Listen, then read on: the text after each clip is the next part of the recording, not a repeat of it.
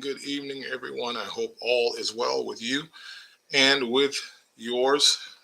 Um, Good evening, yeah, here from the West Coast um, in Oakland, California. And I didn't want to let too many days go past without chiming back in with everyone and offering another video. As you know, my passion is the Hebrew language. And wanting to make sure that everyone has the opportunity to have a clear understanding of the meaning of words, of the meaning of sentences. I think more important than anything, making sure that we do the best that we can to understand the message that was attempted to be relayed by the authors. If we can do that, we can avoid a lot of confusion and we can get at the truth, which is, I think, at the end of the day, what we want. But more than that, we don't want to be rigid necessarily. We also want to enjoy the word of the Most High, and we also want to be able to grab a hold of the cultural nuggets and the depth and the richness of the word so that we can see the full picture of what he has to offer. So today I'm not going to be long as always. That's my desire to not be long. But the word today is midbar. Midbar, as you saw on the thumbnail, midbar. And it's spelled with mem, dalet, vet, and the letter resh. Resh. Midbar. Midbar. So the meaning of the word midbar is always translated as wilderness and or desert. Wilderness and or desert. So there's a lot of things that could be done in discussion of this word right off the bat. Right off the bat, without any hesitation. Many a message has been preached about us when we're in our wilderness part of our walk. Uh, and then there are the valley and mountaintop experiences that you've heard probably plenty of preachers talk about, but maybe even you yourself personally have talked about the highs and lows of life, being in a place of disparity and scarcity, but then also being in a place of hope and joy and plentiness. So let's talk about the word midbar. Midbar. So first and foremost, you've always heard me talk about the fact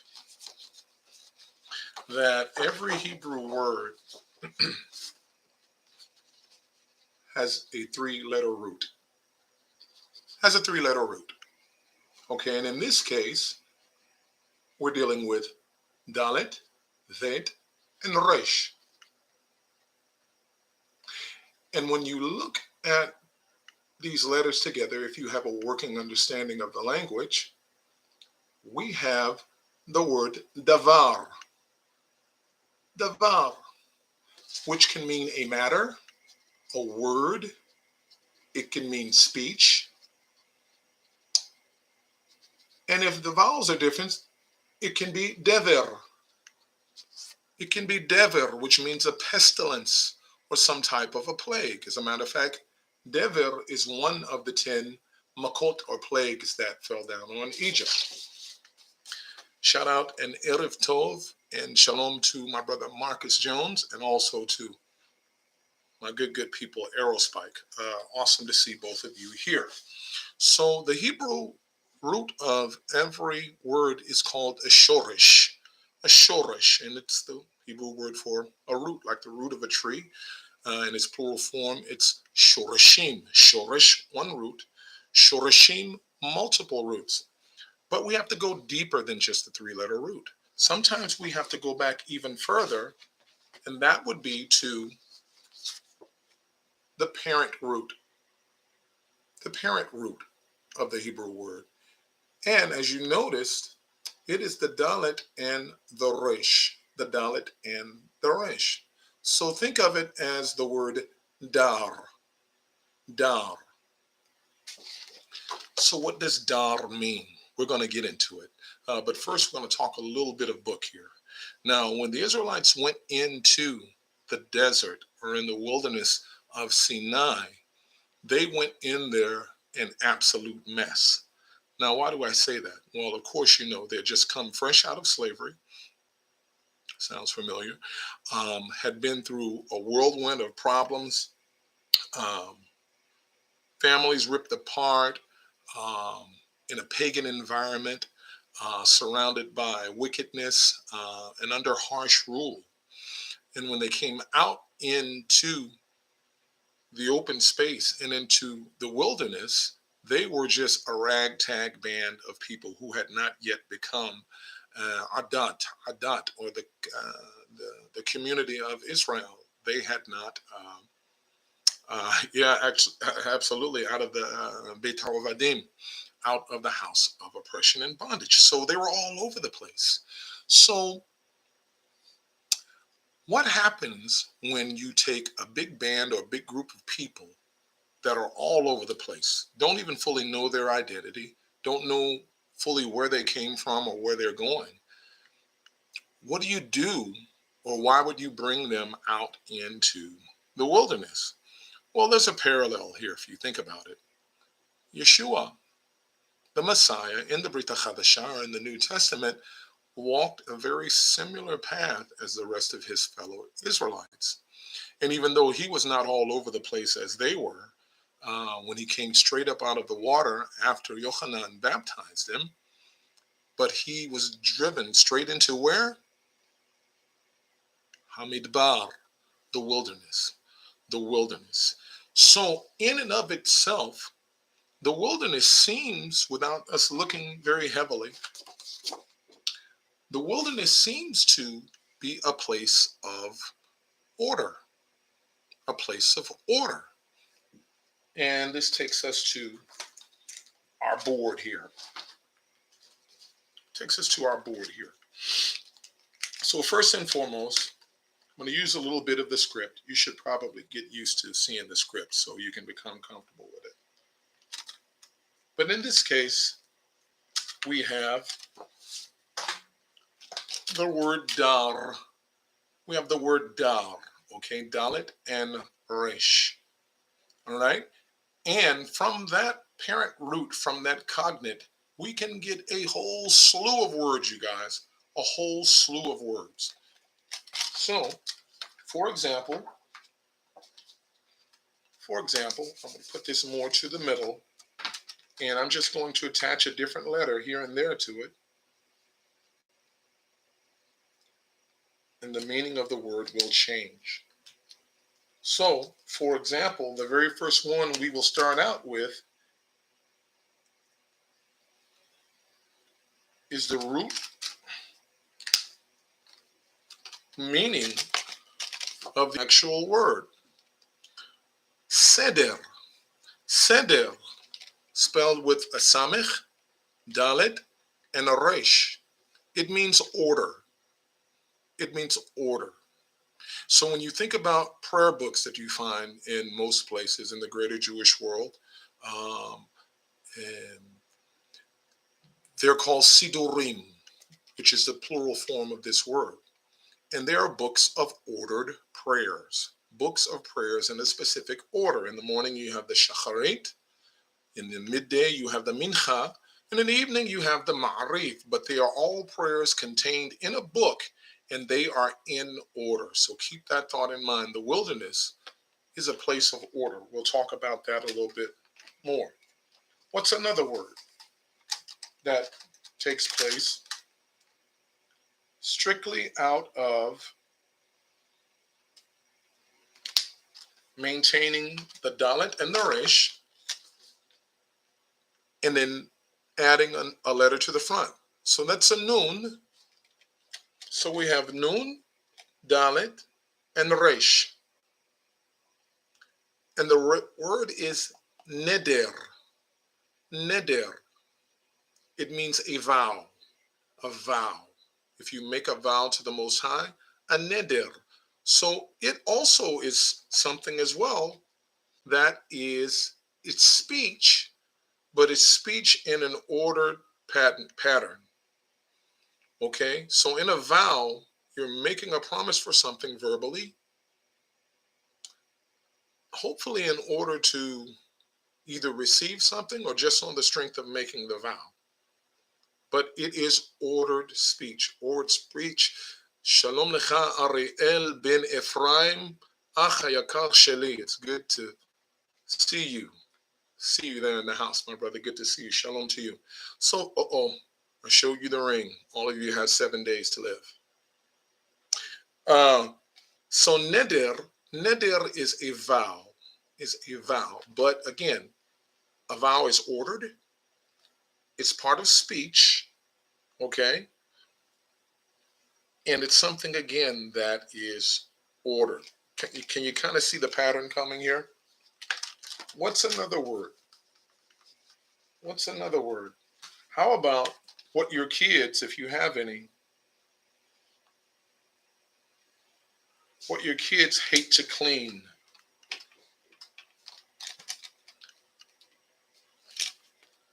Chet, dalet, and resh. Cheder. Cheder is a room or a compartment. Okay. In ancient times, it's a compartment. So we're not thinking in terms of sheetrock, balloon framing, shear ply, and someone squaring to make sure the walls are perfectly square. We're talking about caves. We're talking about rounded, rounded things. And cheder, again, is a room that is um, ordered with your things. Even if it's sloppy and messy, your room is still a place somewhat of order, unless you're a teen. Yeah, unless you're a teen. But again, it is a place and it is ordered. And again, our cognate root of Dalit and Resh is still there. Shalom to you, Miss Jeanette Hardy. Nine? Nine? What's the question? 9 years old? Nine. Fill me in. So Cheder, again, the theme here is rounded. The theme here is ordered. So let's take this off here before we go to another word and just deal with the cognate. If we look at the cognate dar, it means generation. So some will immediately say, no, no, no, no, no, David, ta'ita, you made a mistake. Ta'ita, no. They'll say it's dor. It's dor. They would say you need a vav in the middle between that dalet and that resh. No, it's not the case. Think about it. Before the Canaanite shift, Aramaic, all right, and Hebrew shares a lot of common words because, of course, they're from the same parent language. Dar, okay, eventually became dor. Eventually became dor. But what is it, if we go paleo here, what is it about these two letters of our root cognate that gives the idea of a generation? Well, I'll tell you. And again, don't laugh at my paleo. So if we go for a door, all right, which I don't remember right off the top of my head how it looks. I don't. All I remember how the draw is the dome piece or how to write is the dome piece. A guy's head. So no, I'm not going to butcher either one of them because my mind is going blank. Yeah, it happens with age. So we know that in paleo, the delet is a door or the entrance to a house or the entrance to a tent. We know that it's the source. It's a delta later on, the mouth or the source of a river. And then we know that the resh is a man's head. So if you think about a door and a man's head passing through over and over again, midor la door, from generation to generation, the passing of man through a door, it's a generation and it's cyclical. It's cyclical. It goes around, right? We were born helpless, mostly bald, mostly toothless. We live whatever kind of life. We go through the motions and then we end up bald, mostly toothless. And yeah, we go out that way. But it's a generation, right? What goes around comes around. All right, bell bottoms, that's not new. It's just a revolution. So, dor or dar is the passing of man over and over through a door, and it means generation. So, as you can see, if you say the word midbar, you can still hear the two-letter parent root of that word, which is dar. Cheder, room, which is what we covered, you can still hear the two-letter parent word of cheder. Neder, which was a vow, okay, you can still hear and see that the cognate is still there. And even seder, which means order, is also there. So everything is going cyclical. You feel like one more? Let's have another one. This one goes really old and cultural here. So let's say you have the cognate root doubling up.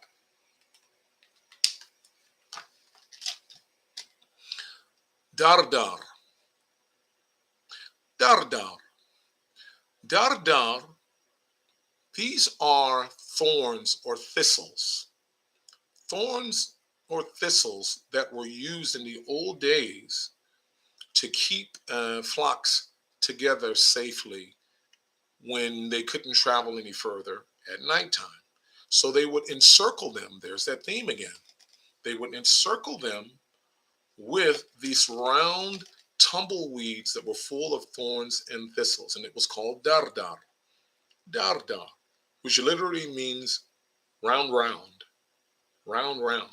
And that's what they would keep their flocks of small animals in when they had to stop for the night and they couldn't travel any further.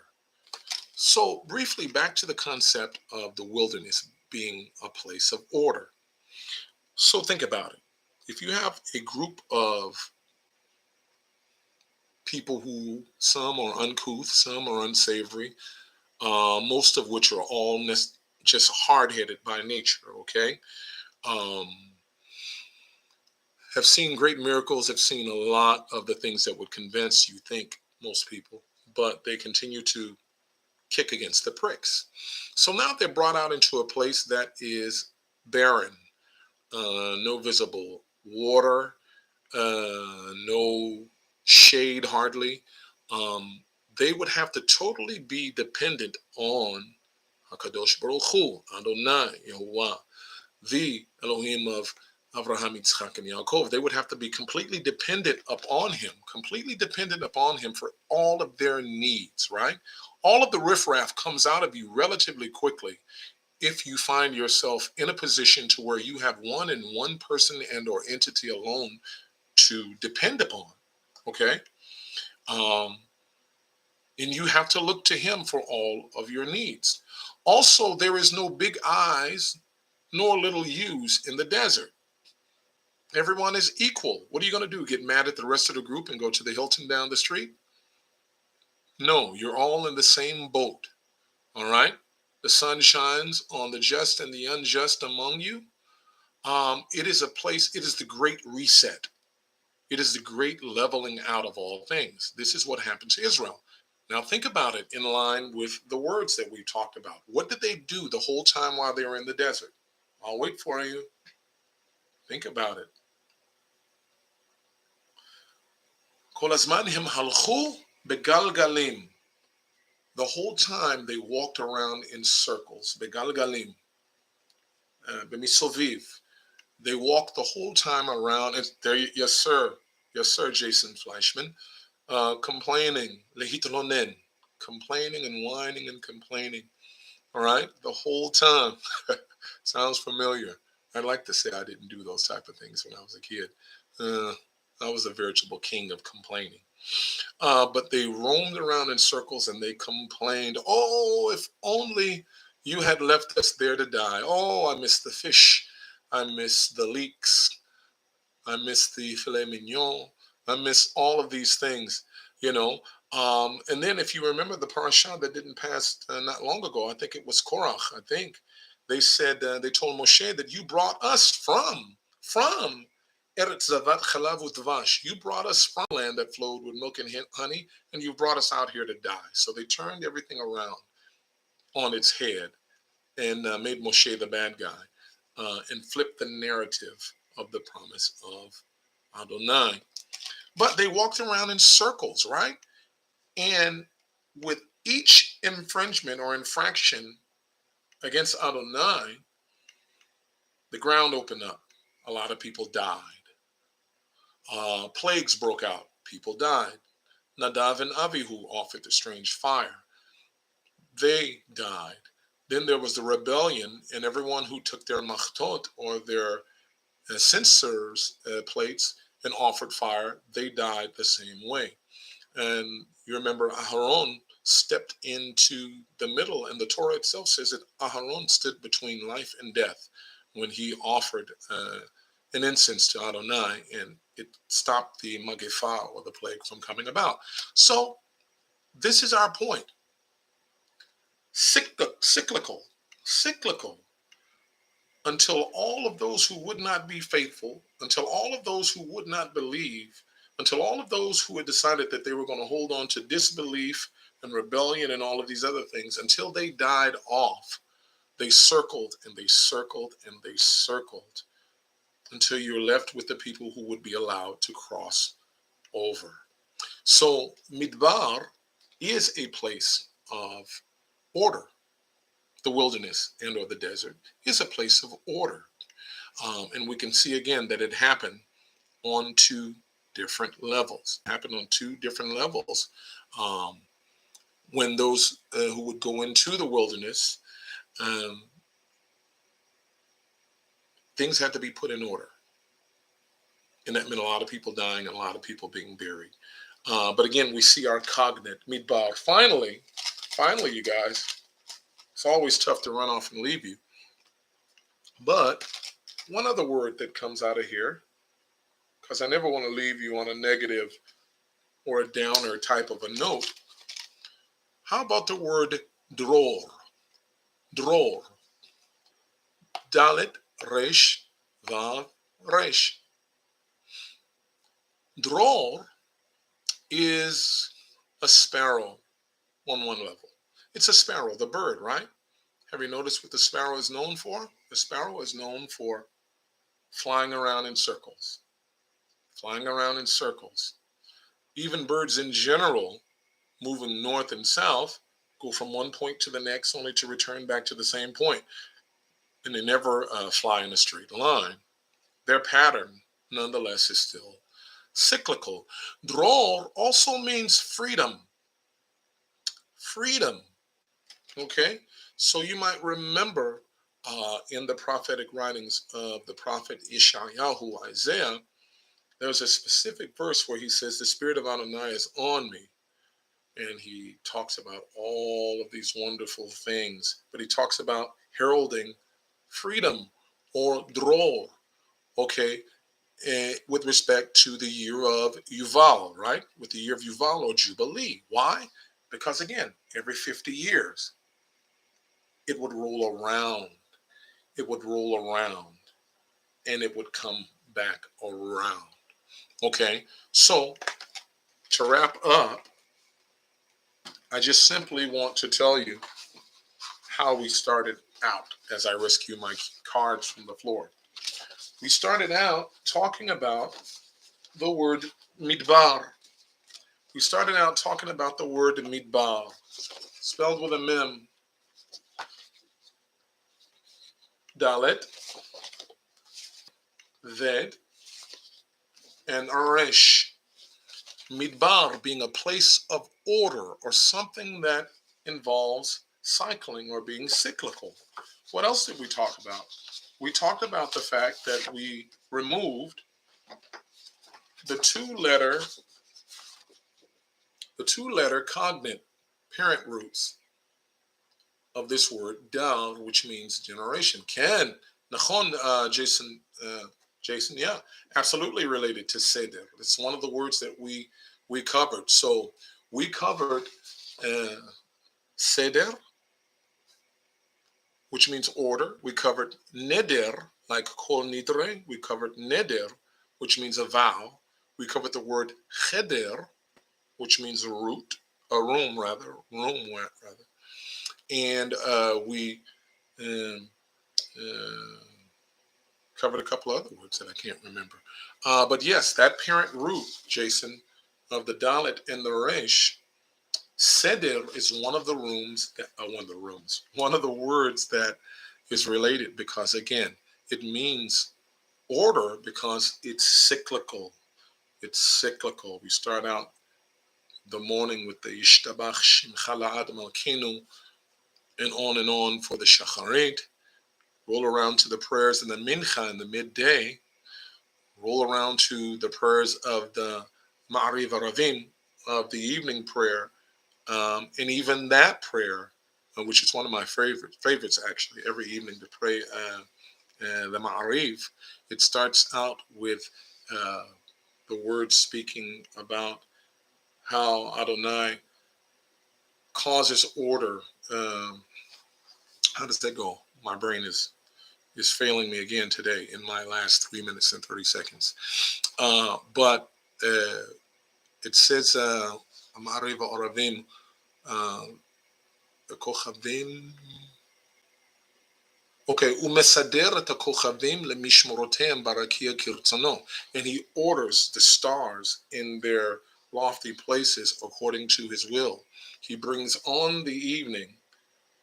He rolls away the night. He brings on the evening. He brings about day. Hamavdil ben yom. He separates between light and darkness, night and day. Everything is done in order according to his word and is sustained. So that was our key cognate of the day was dar, which comes from the word also dol, which means generation, which is another thing that is cyclical. So, um, oh, you don't know, Brother Aerospike says he doesn't know the cursive at all. Yeah, a lot of people, brother, struggle with the cursive.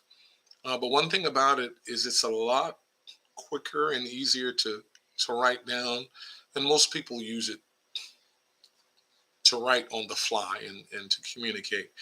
Uh, if you ever had your eyes on Soletreo, you'll see the strong similarity between Hebrew's modern cursive and the Soletreo, which is the handwritten Rashi script uh, for medieval times.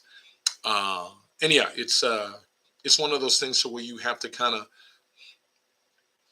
just start writing the letters down, and then eventually they'll become second nature, and you'll be able to pick them up pretty quickly. So that was my 2 cents, you guys, on the word midbar, which you often hear as desert and or wilderness.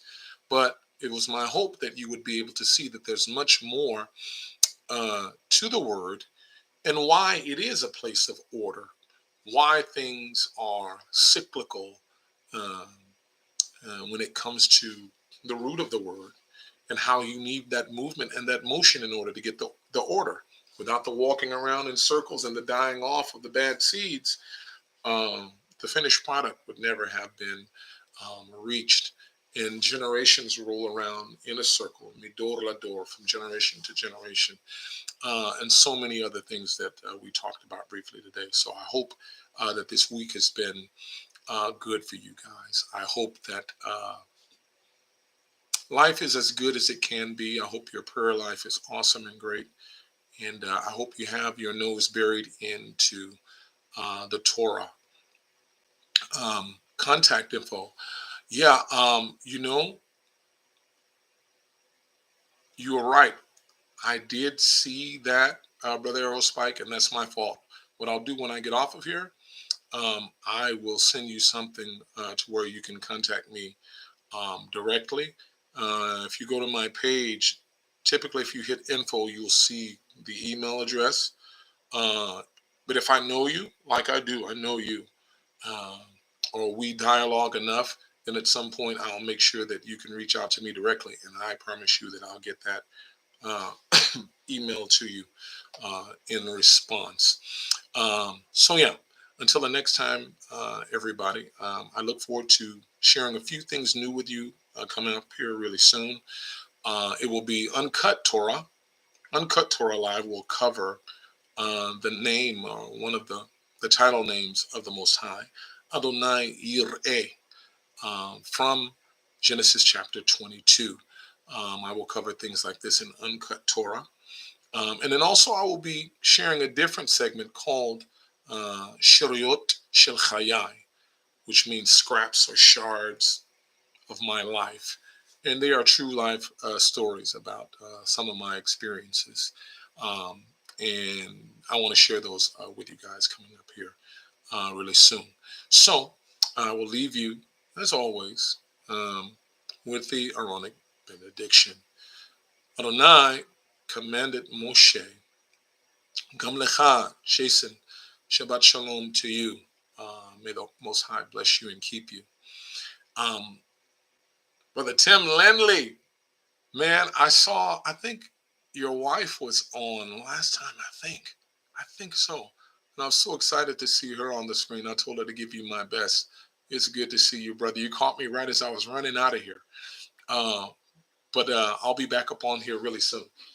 Adonai commanded Moshe and Aaron to bless the people in this way. Why? Because he wanted his name to be on them. And the blessing goes as follows. Yivarechecha Adonai ve'yishmarecha. Ya'er Adonai panav elecha v'yichunecha. Yisa Adonai panav elecha v'yasem lecha shalom. May the Most High Adonai cause his face, uh, may he watch over you and keep you, I'm sorry. May Adonai cause his face to shine upon you and be gracious to you. May Adonai lift his face upon you and give you his shalom, which is his wholeness, his peace. Because when we have what we need and we're not complaining, Jason Fleischman, we have a tendency to be okay. And how do we know we're okay? Because when we have him, we simply have everything that we need. Until the next time, everybody, shalom lechem. Bye-bye.